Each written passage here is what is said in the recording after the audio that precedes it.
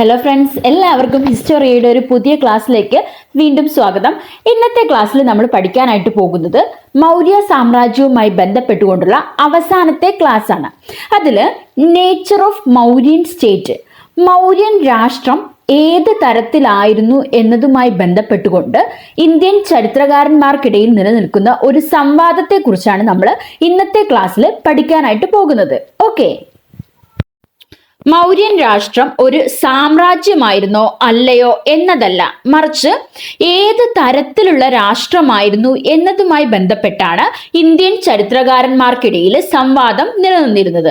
അതായത് ഇപ്പൊ അതൊരു കേന്ദ്രീകൃത രാഷ്ട്രമായിരുന്നോ അല്ലെങ്കിൽ വികേന്ദ്രീകൃത രാഷ്ട്രമായിരുന്നോ തുടങ്ങിയതുമായി ബന്ധപ്പെട്ടാണ് ഇവിടെ സംവാദം നിലനിന്നിരുന്നത്.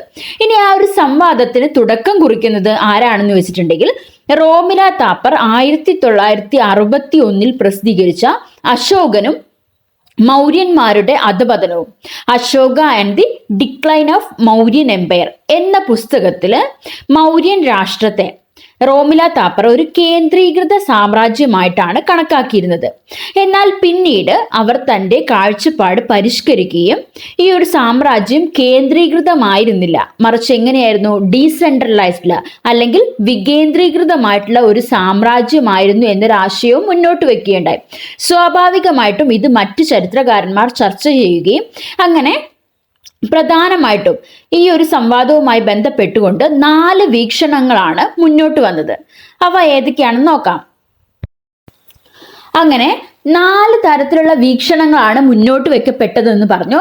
അതിൽ ആദ്യത്തേത് സെൻട്രലൈസ്ഡ് ബ്യൂറോക്രാറ്റിക് സ്റ്റേറ്റ് അല്ലെങ്കിൽ കേന്ദ്രീകൃത ബ്യൂറോക്രാറ്റിക് രാഷ്ട്രം. രണ്ടാമത്തേത് ഡിസെൻട്രലൈസ്ഡ് സ്റ്റേറ്റ് അല്ലെങ്കിൽ വികേന്ദ്രീകൃത രാഷ്ട്രം. മൂന്നാമത്തേത് വ്യാപിച്ച ഗോത്ര രാഷ്ട്രം അല്ലെങ്കിൽ ഡിഫ്യൂസ്ഡ് ട്രൈബൽ സ്റ്റേറ്റ്. 4 മെട്രോപൊളിറ്റൻ രാഷ്ട്രം. ഇത് റോമില താപ്പറിന്റെ ഒരു വ്യൂ ആണ്. അങ്ങനെ പ്രധാനമായിട്ടും 4 തരത്തിലുള്ള വീക്ഷണങ്ങളാണ് മൗര്യൻ സാമ്രാജ്യത്തിന്റെ നേച്ചറുമായി ബന്ധപ്പെട്ടുകൊണ്ട് മുന്നോട്ട് വന്നത്.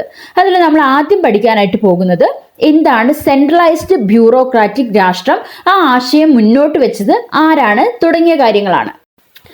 സെൻട്രലൈസ്ഡ് ബ്യൂറോക്രാറ്റിക് രാഷ്ട്രം അല്ലെങ്കിൽ കേന്ദ്രീകൃത ബ്യൂറോക്രാറ്റിക് രാഷ്ട്രം. RS ശർമ്മയാണ് മൗര്യൻ രാഷ്ട്രീയ ക്രമത്തെ കേന്ദ്രീകൃതമാണെന്ന് അഭിപ്രായപ്പെട്ടത്. അപ്പോൾ ഈ ഒരു ആശയം, അതായത് സെൻട്രലൈസ്ഡ് ബ്യൂറോക്രാറ്റിക് സ്റ്റേറ്റ് എന്ന് പറയുന്ന ഒരു ആശയം മുന്നോട്ട് വെച്ച ചരിത്രകാരനാരാണ്? RS ശർമ്മയാണ്. മാറിപ്പോകരുത്. അദ്ദേഹത്തിന്റെ അഭിപ്രായത്തിൽ മുദ്രാങ്കിത നാണയങ്ങൾ ഭൂരിഭാഗവും ഈ കാലഘട്ടത്തിലാണ് രൂപപ്പെട്ടു വന്നത് എന്ന് കണക്കാക്കപ്പെടുന്നു. ധാരാളം നാണയങ്ങളുടെ സാന്നിധ്യം വ്യാപാര പുരോഗതിക്കും ഉദ്യോഗസ്ഥർക്ക് ശമ്പളം പണമായി നൽകുന്നതിനും ഭരണകൂടത്തെ സഹായിച്ചു. കൃഷി, വ്യാപാരം, വാണിജ്യം എന്നിവ മൗര്യൻ കാലഘട്ടത്തിൽ സമൃദ്ധമായിരുന്നു. അപ്പോൾ ഒരു കേന്ദ്രീകൃത രാഷ്ട്രമായിരുന്നു എന്ന് RS ശർമ്മ കണക്കാക്കുന്നതിന് ചില കാരണങ്ങൾ ഉണ്ടായിരുന്നു. അതായത് രാജ്യത്തുടനീളം മുദ്രാങ്കിത നാണയങ്ങൾ വ്യാപകമായിട്ടുണ്ടായിരുന്നു എന്നും ഇങ്ങനെ ധാരാളം നാണയങ്ങളുടെ ഒരു സാന്നിധ്യം കാണുന്നത് എന്തുകൊണ്ടാണ്, അവിടെ നല്ല രീതിയിലുള്ള വ്യാപാര പുരോഗതി ഉള്ളത് കൊണ്ടും അതുപോലെ രാജ്യത്തുടനീളം ഉദ്യോഗസ്ഥർക്ക് ശമ്പളം പണമായി നൽകുന്നതിനും വേണ്ടിയിട്ടായിരിക്കും ഇത്തരം ധാരാളം പണം അച്ചടിച്ചിറക്കിയിട്ടുണ്ടാവുക. അതുപോലെ വ്യാപാരവും കൃഷിയും വാണിജ്യവും ഒക്കെ നല്ല രീതിയിൽ മെച്ചപ്പെടണമെങ്കിൽ എന്ത് വേണം, അവിടെ ഒരു കേന്ദ്രീകൃത ഭരണ സംവിധാനം ഉണ്ടായേ തീരൂ. അതിന്റെ അടിസ്ഥാനത്തിലാണ് RS ശർമ്മ എന്ത് പറയുന്നത്, ഇവിടെ ഒരു കേന്ദ്രീകൃത ഭരണ സംവിധാനമായിരുന്നു ഉണ്ടായിരുന്നത് എന്ന അഭിപ്രായം മുന്നോട്ട് വെക്കുന്നത്. ഇനി ഇങ്ങനെ ഒരു കേന്ദ്രീകൃത സ്വഭാവം ന്യായീകരിക്കുന്നതിന് വേണ്ടി RS ശർമ്മ ചില വാദഗതികൾ മുന്നോട്ട് വെക്കുന്നുണ്ട്. മൗര്യന്മാർക്ക് ബൃഹത്തായ സൈനിക സജ്ജീകരണവും തലസ്ഥാനമായ പാടലിപുത്രത്തിന് തന്ത്രപ്രധാനമായിട്ടുള്ള ഒരു സ്ഥാനവും ഉണ്ടായിരുന്നു എന്ന് RS ശർമ്മ അഭിപ്രായപ്പെടുന്നുണ്ട്. അപ്പൊ ആ ഒരു സാമ്രാജ്യത്തെ മൊത്തത്തിൽ നോക്കി നടത്തണമെങ്കിൽ എന്ത് വേണം, ബൃഹത്തായ ഒരു സൈനിക സജ്ജീകരണം ആവശ്യമായിരുന്നു. ഇത് മൗര്യൻ കാലഘട്ടത്തിൽ ഉണ്ടായിരുന്നു എന്ന് തന്നെയാണ് RS ശർമ്മ അഭിപ്രായപ്പെടുന്നത്. അതുപോലെ ഈ ഒരു പാടലിപുത്രം എന്ന് പറയുന്ന സ്ഥലം വളരെ തന്ത്രപ്രധാനമായ ഒരിടത്താണ് സ്ഥിതി ചെയ്തിരുന്നത് എന്നും ഈ തലസ്ഥാനത്തിൽ നിന്ന് മധ്യപ്രദേശിലൂടെ കലിംഗം, അതായത് ദക്ഷിണേന്ത്യൻ പ്രദേശങ്ങളെ കൂടി സാമ്രാജ്യത്തോട് കൂട്ടിച്ചേർത്ത് നിൽക്കുന്നതിന് സഹായകരമായിരുന്നു എന്നുമാണ് മുന്നോട്ട് വെക്കുന്ന വാദഗതി, RS ശർമ്മ മുന്നോട്ട് വെക്കുന്ന വാദഗതി. ഇങ്ങനെ ഒരു വിപുലമായ സാമ്രാജ്യമായിരുന്നു മൗര്യൻ സാമ്രാജ്യം എന്ന് RS ശർമ്മ അഭിപ്രായപ്പെടുന്നു. രാജാവ് ഏറ്റവും കേന്ദ്രീകൃതമായ രീതിയിലായിരുന്നു ഈ സാമ്രാജ്യം ഭരിച്ചിരുന്നത് എന്നുമാണ് RS ശർമ്മ മുന്നോട്ട് വെക്കുന്ന വാദഗതി. എന്നാൽ RS ശർമ്മ മുന്നോട്ട് വെച്ച കേന്ദ്രീകൃത രാഷ്ട്രം എന്ന് പറയുന്ന ആശയത്തിന് തികച്ചും വ്യത്യസ്തമായ മറ്റൊരു വാദഗതിയായിരുന്നു മൗര്യൻ രാഷ്ട്രം വികേന്ദ്രീകൃത രാഷ്ട്രമായിരുന്നു എന്നത്. ഈ ഒരു ആശയം മുന്നോട്ട് വെച്ചത് ജെറാൾഡ് ഫുസ്മാൻ എന്ന് പറയുന്ന മറ്റൊരു ചരിത്രകാരനാണ്. ഇദ്ദേഹം മൗര്യൻ സാമ്രാജ്യത്തിന്റെ കേന്ദ്രീകൃത സ്വഭാവത്തെ ചോദ്യം ചെയ്യുന്നു, മറിച്ച് ഇതൊരു വികേന്ദ്രീകൃത രാഷ്ട്രമായിരുന്നു എന്നും താഴെത്തട്ടിൽ മുതൽ ഭരണം കൃത്യമായ രീതിയിൽ വികേന്ദ്രീകൃതമായിരുന്നു എന്നുമാണ് ഇദ്ദേഹം മുന്നോട്ട് വെക്കുന്ന വാദഗതി. അദ്ദേഹം അർത്ഥശാസ്ത്രത്തിന്റെ ആധികാരികതയിൽ വിശ്വസിക്കുന്നില്ല, എന്നാൽ മെഗസ്തനീസിന്റെയും അശോക ശാസനങ്ങളുടെയും വിശ്വാസ്യതയെ അംഗീകരിക്കുന്നു. അപ്പോൾ അർത്ഥശാസ്ത്രം മൗര്യ കാലഘട്ടത്തിൽ രചിക്കപ്പെട്ട ഒരു കൃതിയാണ് എന്നതുമായി ബന്ധപ്പെട്ടുകൊണ്ട് ജെറാൾഡ് ഫുസ്മാൻ എന്ത് ചെയ്യുന്നില്ല, ആ ഒരു വാദഗതിയെ അംഗീകരിക്കുന്നില്ല. എന്നാൽ മെഗസ്തനീസിന്റെയും അതുപോലെ അശോക ശാസനങ്ങളുടെയും വിശ്വാസ്യത അംഗീകരിക്കുന്നുണ്ട്. സാമ്രാജ്യത്തിന്റെ വ്യാപ്തിയും തലസ്ഥാന നഗരവും മറ്റു ഭാഗങ്ങളുമായുള്ള ബന്ധവും കാരണം ഈ സാമ്രാജ്യത്തിൽ ഒരു ഏകീകൃത ഭരണം നിലനിൽക്കാൻ സാധ്യതയില്ല എന്നാണ് ഫുസ്മാൻ വാദിക്കുന്നത്. അവിടെ സന്ദേശകവാഹകർ കൈമാറിയിരുന്ന സന്ദേശം കൈമാറാൻ ഒരു സംവിധാനം ഉണ്ടായിരിക്കാം. അതായത് അധികാരം വികേന്ദ്രീകൃതമായിരുന്നു. രാജാവ് കൈമാറുന്ന സന്ദേശങ്ങൾ കൈമാറി രാജ്യത്തിന്റെ എല്ലാ ഭാഗങ്ങളിലേക്കും എത്തിക്കാൻ സന്ദേശവാഹകർ ചിലപ്പോൾ ഉണ്ടായിരിക്കാം. എന്നാൽ ഇത്രയും വലിയൊരു സാമ്രാജ്യം ഒരൊറ്റ രാജാവിന് അല്ലെങ്കിൽ ഭരണാധികാരിക്ക് ഭരിക്കാൻ സാധിക്കില്ല എന്നും അതിൻ്റെ ഒരു ആധികാരികതയാണ് ആര് ചോദ്യം ചെയ്യുന്നത്, ജെറാൾഡ് ഫുസ്മാൻ എന്ന് പറയുന്ന ചരിത്രകാരൻ ചോദ്യം ചെയ്യുന്നത്. ഓക്കെ, സാമ്രാജ്യത്തിന്റെ വിശാലത കാരണം രാജ്യത്തിന്റെ ഉത്തരവുകൾ സാമ്രാജ്യത്തിലെ എല്ലാ ഭാഗത്തും എത്തിക്കാനുള്ള സാഹചര്യം മൗര്യൻ കാലഘട്ടത്തിൽ ഉണ്ടായിരുന്നോ എന്ന് ഫുസ്മാൻ പറയുന്നു. അതായത് അത്രയും വലിയൊരു സാമ്രാജ്യമാണ് മൗര്യൻ സാമ്രാജ്യം എന്ന് പറയുന്നത്. അപ്പോൾ രാജാവിൻ്റെ ഉത്തരവുകൾ ഇങ്ങനെ എത്തിക്കുന്നതിന് വേണ്ടി സന്ദേശവാഹകർ ഉണ്ടായിരുന്നെങ്കിൽ പോലും അത് രാജ്യത്തിൻ്റെ എല്ലാ ഭാഗങ്ങളിലും എത്തിയിരുന്നോ എന്നുള്ള ഒരു സംശയം ഇദ്ദേഹം മുന്നോട്ട് വെക്കുന്നുണ്ട്. അശോകൻ ഭരണം ചിട്ടയോടെ ക്രമീകരിക്കാൻ ശ്രമിച്ചിട്ടില്ല. അതുപോലെ നാണയങ്ങൾ എന്ന് പറയുന്നത് രാജാവിൻ്റെ മാത്രം കുത്തകയായിരുന്നില്ല. RS ശർമ്മ നേരത്തെ മുന്നോട്ട് വെച്ച വാദഗതി എന്തായിരുന്നു, മുദ്രാങ്കിത നാണയങ്ങൾ എന്ന് പറയുന്നത് രാജ്യത്ത് എല്ലായിടത്തും ഒരുപോലെ അച്ചടിക്കപ്പെട്ടതായിരുന്നു എന്നാണ്. എന്നാൽ ഫുസ്മാൻ പറയുന്നത് നാണയങ്ങൾ രാജാവിൻ്റെ കുത്തകയായിരുന്നില്ല, മറിച്ച് എങ്ങനെയാണ്, മൗര്യൻ നാണയങ്ങളിൽ സർക്കാർ നാണയങ്ങൾ ഉണ്ടായിരുന്നു, പ്രവിശ്യകളിൽ അച്ചടിക്കപ്പെട്ട നാണയങ്ങൾ ഉണ്ടായിരുന്നു, പട്ടണങ്ങളിൽ അച്ചടിക്കപ്പെട്ട നാണയങ്ങൾ ഉണ്ടായിരുന്നു. അപ്പൊ അതുകൊണ്ട് തന്നെ ഇങ്ങനെ നാണയങ്ങൾ എന്ന് പറയുന്നത് എന്തായിരുന്നു, രാജാവിൻ്റെ കുത്തകയായിരുന്നില്ല എന്നാണ് ഇദ്ദേഹം മുന്നോട്ട് വെക്കുന്ന വാദഗതി. അതുപോലെ ഗോത്ര വിഭാഗങ്ങൾ രാജ്യത്തിന്റെ പ്രധാന നിയമങ്ങൾ അംഗീകരിച്ചിരുന്നുവെങ്കിലും ആഭ്യന്തര ഭരണത്തിൽ അവർ സ്വയം ഭരണാധികാരം ഉള്ളവയായിരുന്നു. ഇപ്പൊ ആ രാജ്യത്തുള്ള ഗോത്ര വിഭാഗങ്ങൾ രാജാവ് പറയുന്ന ചില പ്രത്യേക നിയമങ്ങൾ അനുസരിച്ചിട്ടുണ്ടായിരിക്കാം, പക്ഷെ അവർക്ക് സ്വന്തമായിട്ടുള്ളൊരു ആഭ്യന്തര നിയമ വ്യവസ്ഥയുണ്ട്. അതിൽ നിന്ന് മാറാൻ അവർ തയ്യാറായിരുന്നില്ല എന്നും ഇദ്ദേഹം പറയുന്നുണ്ട്. ഈ ഗോത്രങ്ങളെല്ലാം തന്നെ സാമ്രാജ്യത്തിന്റെ രൂപീകരണത്തിന് മുമ്പ് തന്നെ അവിടെ ഉണ്ടായിരുന്നതാണ്. അതുകൊണ്ട് തന്നെ എന്ത് ഇല്ല, ഇവർ രാജാവിൻ്റെ പ്രധാന നിയമങ്ങൾ മാത്രമേ അംഗീകരിച്ചിട്ടുണ്ടാവുകയുള്ളൂ എന്നും അവർക്ക് ആഭ്യന്തരമായിട്ടൊരു നിയമ സംഹിത ഉണ്ടായിരിക്കാം എന്നും ഇദ്ദേഹം പറയുന്നു. മൂന്നാമതായി ഉയർന്നു വന്നിട്ടുള്ള ഒരു സംവാദം വ്യാപിച്ച ഗോത്ര രാഷ്ട്രമായിരുന്നു മൗര്യൻ സാമ്രാജ്യം എന്നാണ്. ആ ഒരു വാദഗതി മുന്നോട്ട് വെച്ചത് JC ഹീസ്റ്റർമാൻ എന്ന് പറയുന്ന മറ്റൊരു ചരിത്രകാരനാണ്. JC ഹീസ്റ്റർമാൻ മൗര്യൻ ഭരണ സംവിധാനത്തിന്റെ സ്വഭാവത്തെക്കുറിച്ച് നേരിട്ട് വിശദീകരിക്കുകയല്ല ചെയ്യുന്നത്, മറിച്ച് അർത്ഥശാസ്ത്രത്തിലെ രാഷ്ട്രത്തെ അപഗ്രഥിക്കുകയാണ് ചെയ്യുന്നത്. നമ്മൾ അർത്ഥശാസ്ത്രത്തെക്കുറിച്ച് പഠിച്ചിട്ടുണ്ട് അല്ലെ, കൗടില്യന്റെ അർത്ഥശാസ്ത്രം. അതിൽ എന്തിനെ കുറിച്ചാണ് പറയുന്നത്, ഒരു കേന്ദ്രീകൃത മൗര്യൻ രാഷ്ട്രത്തെക്കുറിച്ചാണ് ആ പുസ്തകത്തിൽ പറയുന്നത്. അപ്പോൾ അതിൽ പറയുന്ന ആ രാഷ്ട്രത്തെയാണ് ആര് ക്വസ്റ്റ്യൻ ചെയ്യാനായിട്ട് ശ്രമിക്കുന്നത്? JC ഹിസ്റ്റർമാൻ ക്വസ്റ്റ്യൻ ചെയ്യാനായിട്ട് ശ്രമിക്കുന്നത്. ഗോത്ര സ്വയം ഭരണാധികാരത്തിനും കേന്ദ്രീകൃത രാഷ്ട്രത്തിനും ഇടയിലുള്ള ഒരു പരിവർത്തന രാഷ്ട്രമായിരുന്നു മൗര്യൻ രാഷ്ട്രം എന്നാണ് ഇദ്ദേഹം മുന്നോട്ട് വെക്കുന്ന വാദഗതി. അതായത് മൗര്യൻ രാഷ്ട്രം എന്ന് പറയുന്നത് ഒരു കേന്ദ്രീകൃത രാഷ്ട്രമായിരുന്നില്ല എന്നും, എന്നാൽ ഗോത്ര സ്വയംഭരണമുള്ള ഒരു പ്രദേശമായിരുന്നു അത്. അതുകൊണ്ട് തന്നെ രാജാവ് സർവശക്തനോ സാമ്രാജ്യം കേന്ദ്രീകൃതമോ ആയിരുന്നില്ല. അവിടെ ഒരു ഗോത്ര സമൂഹമായിരുന്നു നിലനിന്നിരുന്നത്. ഇദ്ദേഹം മുന്നോട്ട് വെക്കുന്ന വാദഗതി പ്രകാരം രാജാവ് സർവശക്തനായിട്ടുള്ള ഒരാളല്ല, അതുപോലെ സാമ്രാജ്യം എന്ന് പറയുന്നത് കേന്ദ്രീകൃതമല്ല. പിന്നെ എങ്ങനെയായിരുന്നു? അവിടെ ഒരു ഗോത്ര സമൂഹമായിരുന്നു നിലനിന്നിരുന്നത്. എന്നാൽ സമുദായങ്ങളുടെ ആചാരത്തിലും അതുപോലെ ഉത്സവങ്ങളിലും രാജാവിന്റെ സാന്നിധ്യം ഉണ്ടായിരുന്നു. കൗടില്യൻ ഒരു കേന്ദ്രീകൃത രാഷ്ട്രം സ്ഥാപിക്കാനാണ് അദ്ദേഹത്തിന്റെ പുസ്തകത്തിലൂടെ ശ്രമിച്ചത്. എന്നാൽ യഥാർത്ഥത്തിൽ മൗര്യൻ സാമ്രാജ്യം എന്തായിരുന്നു? അതൊരു ഗോത്ര രാഷ്ട്രമായിരുന്നു എന്നുമാണ് JC ഹിസ്റ്റർമാൻ മുന്നോട്ട് വെക്കുന്ന വാദഗതി.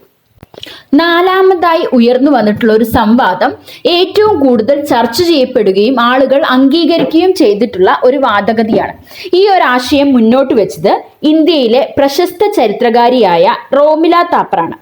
റോമില താപ്പറുടെ ആദ്യകാല പഠനങ്ങളിൽ അവർ പറയുന്നത് മൗര്യൻ രാഷ്ട്രം ഒരു കേന്ദ്രീകൃത രാഷ്ട്രമായിരുന്നു എന്നാണ്. എന്നാൽ പിന്നീട് അവർ പബ്ലിഷ് ചെയ്തിട്ടുള്ള ഒരു പുസ്തകമാണ് ദ മൗര്യാസ് റീവിസിറ്റഡ് എന്ന് പറയുന്ന.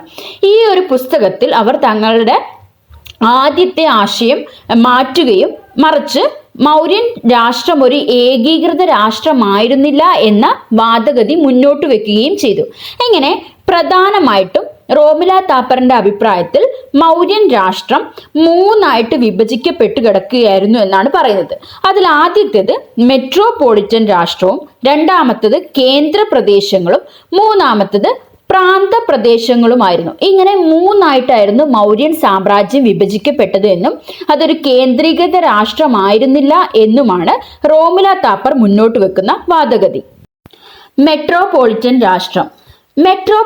രാഷ്ട്രത്തിന്റെ കേന്ദ്രം മഗധയായിരുന്നു. നമ്മൾ മൗര്യ സാമ്രാജ്യത്തിന്റെ തലസ്ഥാനമായിട്ട് പറയുന്ന പാടലിപുത്ര അല്ലെങ്കിൽ മഗധ എന്ന് പറയുന്നത് ആ ഒരു സാമ്രാജ്യത്തിന്റെ മൊത്തത്തിലുള്ള തലസ്ഥാനമായിരുന്നില്ല എന്നും, മറിച്ച് എന്താണ്, മെട്രോപൊളിറ്റൻ രാഷ്ട്രത്തിന്റെ ഒരു കേന്ദ്രം മാത്രമായിരുന്നു എന്നുമാണ് റോമില താപ്പർ മുന്നോട്ട് വെക്കുന്ന വാദഗതി. അതിൽ സാമ്രാജ്യ തലസ്ഥാനമായിട്ടുള്ള പാടലിപുത്രവും ഗംഗാ സമതലവും മാത്രമാണ് ഉൾപ്പെട്ടിരുന്നത്. ഈ ഒരു പ്രദേശം മാത്രമാണ് രാജാവിന്റെ നേരിട്ടുള്ള അധീനതയിൽ ഉണ്ടായിരുന്നത് എന്നാണ് ഇവർ മുന്നോട്ട് വെക്കുന്ന വാദഗതി. മെട്രോപൊളിറ്റൻ രാഷ്ട്രം മറ്റു പ്രദേശങ്ങളുടെ മേൽ അധികാരം സ്ഥാപിക്കുകയും ചെയ്തു. മനസ്സിലായോ? അതായത് ഈ ഒരു മെട്രോപൊളിറ്റൻ രാഷ്ട്രം എന്ന് പറയുന്നത് രാജാവിന്റെ അധീനതയിലുള്ള പ്രദേശമായിരുന്നു. അതിൽ ഉൾപ്പെടുന്നത് പാടലിപുത്രം, അതായത് ഈ ഒരു സാമ്രാജ്യത്തിന്റെ തലസ്ഥാനവും പിന്നെ ഗംഗാ ബേസിൻ അല്ലെങ്കിൽ ഗംഗാ സമതലവും മാത്രമായിരുന്നു.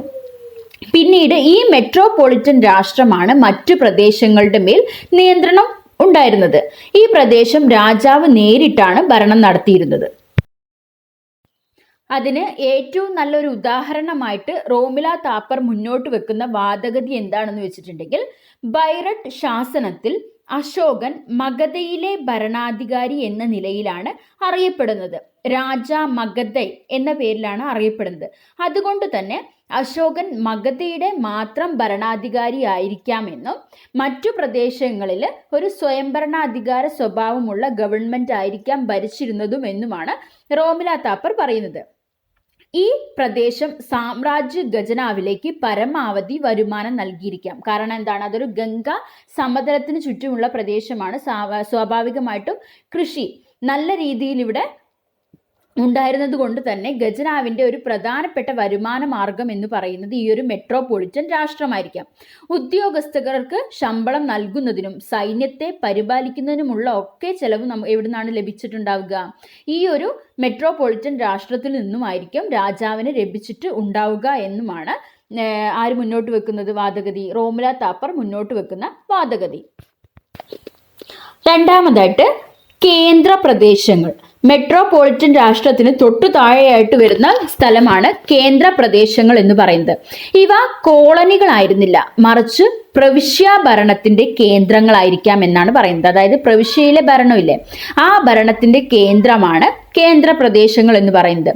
ഇതിൽ നിലവിലുള്ള രാഷ്ട്രങ്ങൾ, വ്യാപാര കേന്ദ്രങ്ങൾ എന്നിവയെല്ലാം ഉൾപ്പെടാം. ഗംഗാ സമതലത്തിന് പുറത്ത് വടക്ക് പടിഞ്ഞാറ്, പടിഞ്ഞാറൻ ഇന്ത്യ, ദക്ഷിണ ഇന്ത്യ എന്നിവയെല്ലാം ഈ കേന്ദ്ര പ്രദേശങ്ങളിൽ ഉൾപ്പെടുന്നവയാണ്. കലിംഗ, സൗരാഷ്ട്ര, ഉജ്ജയിനി, അമരാവതി എന്നിവ കേന്ദ്ര പ്രദേശങ്ങൾക്ക് ഉദാഹരണമാണ്. ഇവയിൽ അധികവും എന്താണ്? വ്യാപാര കേന്ദ്രങ്ങളാണ്. പിന്നീട് മൗര്യ സാമ്രാജ്യത്തിലേക്ക് കൂട്ടിച്ചേർത്ത കോസലം, വത്സം, അവന്തി തുടങ്ങിയവ മുമ്പത്തെ മഹാജനപദങ്ങളായിരുന്നു. ഇവ പിന്നീട് കേന്ദ്ര പ്രദേശങ്ങളായിരിക്കാമെന്നും റോമില താപ്പർ വാദിക്കുന്നു. അപ്പോൾ ആദ്യത്തേത് മെട്രോപൊളിറ്റൻ രാഷ്ട്രമാണ്. അത് രാജാവിൻ്റെ നേരിട്ടുള്ള നിയന്ത്രണത്തിലും അതിന് തൊട്ടു താഴെയായിട്ട് വരുന്നത് കേന്ദ്ര പ്രദേശങ്ങളാണ്. ഇവ വ്യാപാര കേന്ദ്രങ്ങളും അതുപോലെ നിലവിലുണ്ടായിരുന്ന മഹാജനപദങ്ങളും രാഷ്ട്രങ്ങളുമായിരിക്കാം. ഇവിടെ കുറച്ചും കൂടി സ്വയംഭരണ അധികാരം നിലനിന്നിരിക്കാം എന്നും പറയുന്നു. ഈ ഖജനാവിലേക്ക് വരുമാനം ലഭിക്കുന്ന മറ്റൊരു പ്രധാന ഭാഗമായിരുന്നു കേന്ദ്ര പ്രദേശങ്ങൾ എന്ന് പറയുന്നത്. രാഷ്ട്രത്തിന്റെ മൂന്നാമത്തെ ഒരു ഭാഗം എന്ന് പറയുന്നത് പ്രാന്തപ്രദേശങ്ങളായിരിക്കാം. പ്രാന്തപ്രദേശങ്ങൾ എന്ന് പറയുന്നത് ഉൾപ്രദേശങ്ങൾ. പ്രാന്തപ്രദേശങ്ങളിൽ ധാരാളം പൂർവ്വ രാഷ്ട്ര സമൂഹങ്ങൾ ഉൾപ്പെട്ടിരുന്നു. തരിശുഭൂമി, മേച്ചിൽപ്പുറങ്ങൾ, വനങ്ങൾ എന്നിവയാണ് ഈ ഒരു പ്രാന്തപ്രദേശത്തിൽ ഉൾപ്പെടുന്നത്. സാമ്പത്തിക ശേഷിയുടെ കാര്യത്തിൽ ഈ പ്രദേശങ്ങൾ വളരെ പിന്നിലായിരുന്നു. മിക്ക പ്രദേശങ്ങളും നിബിഡ വനങ്ങളും ജനവാസമില്ലാത്ത പ്രദേശങ്ങളുമായിരുന്നു. അങ്ങനെ 3 മേഖലകളായിട്ടാണ് മൗര്യൻ രാഷ്ട്രം നിലനിന്നിരുന്നത് എന്ന വാദഗതിയാണ് റോമില താപ്പർ മുന്നോട്ട് വെക്കുന്നത്. ഇങ്ങനെ മൗര്യൻ രാഷ്ട്രവുമായി ബന്ധപ്പെട്ടുകൊണ്ട് പ്രധാനമായും 4 സംവാദങ്ങളാണ് നമ്മൾ പഠിച്ചത്. ആദ്യത്തേത് ഒരു കേന്ദ്രീകൃത രാഷ്ട്രമായിരുന്നു എന്നതായിരുന്നു. ആ വാദഗതി മുന്നോട്ട് വെച്ചത് RS ശർമ്മയായിരുന്നു. പിന്നീട് വന്നൊരു വാദഗതി വികേന്ദ്രീകൃത രാഷ്ട്രമായിരുന്നു എന്നാണ്. അത് ഫുസ്മാൻ എന്ന് പറയുന്ന ഒരാളായിരുന്നു. അതിനുശേഷം വ്യാപിച്ച ഗോത്ര രാഷ്ട്രം എന്ന് പറയുന്ന ഒരാശയം അത് മുന്നോട്ട് വെച്ചത് ഹീസ്റ്റർമാൻ ആയിരുന്നു. 4ാമത്തെ വാദഗതി റോമില താപ്പറിന്റെ ആയിരുന്നു. ഓക്കെ, ഇങ്ങനെ 4 വാദഗതികളാണ് പ്രധാനമായിട്ടും മൗര്യൻ രാഷ്ട്രത്തിന്റെ സ്വഭാവവുമായി ബന്ധപ്പെട്ടുകൊണ്ട് നിലനിന്നിരുന്നത്. അപ്പോൾ നിങ്ങൾക്ക് ഈ ഒരു വീഡിയോ ഉപകാരപ്രദമായി എന്ന് വിശ്വസിക്കുന്നു. അങ്ങനെയാണെങ്കിൽ നമ്മളുടെ ചാനൽ സബ്സ്ക്രൈബ് ചെയ്യാനും ഷെയർ ചെയ്യാനും മറക്കരുത്. Thank you for watching.